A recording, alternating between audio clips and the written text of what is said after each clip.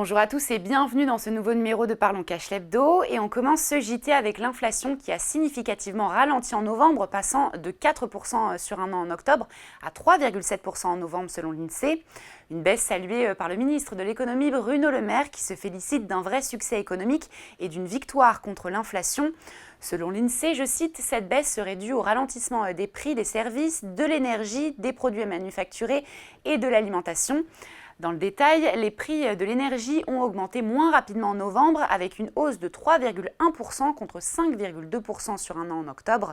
Du côté des services, l'augmentation des prix s'est établie quant à elle à 2,7% et à 1,9% pour les produits manufacturés.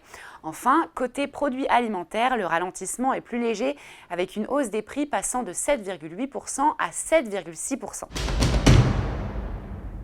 Et on poursuit avec cette bonne nouvelle. Si vous souhaitez faire une demande de prêt immobilier, les nouveaux taux d'usure, c'est-à-dire les taux maximum auxquels les banques ont l'autorisation de prêter, ont été dévoilés ce mercredi 29 novembre au Journal officiel.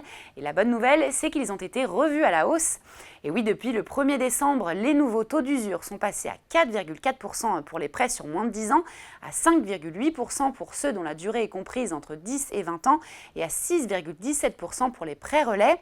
Enfin, le taux plafond pour les prêts immobiliers sur 20 ans ou plus atteint quant à lui 6,11%, passant la barre des 6% pour la première fois depuis le 2010. Si ces taux sont actualisés tous les mois depuis février dernier pour éviter un grand nombre de refus de prêts, cette mesure devrait prendre fin en décembre. Ce sujet sera discuté lors de la prochaine réunion du HCSF le 4 décembre. Et on termine avec le paquet de cigarettes qui verra bientôt son prix augmenter. Et oui, le ministre de la Santé Aurélien Rousseau l'a annoncé, une nouvelle hausse est prévue pour le 1er janvier 2025. Cette augmentation, qui est estimée entre 40 et 50 centimes, portera donc le prix du paquet à 12 € en 2025, avec une perspective d'atteindre les 13 € minimum en 2026. Considérée comme la méthode la plus efficace par l'OMS, vous l'aurez compris, cette mesure vise à dissuader la consommation de tabac en France.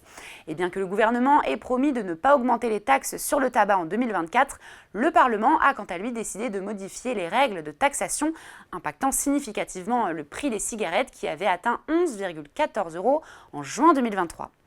Et voilà, Parlons Cash l'Hebdo, c'est fini. On se retrouve la semaine prochaine sur Boursorama.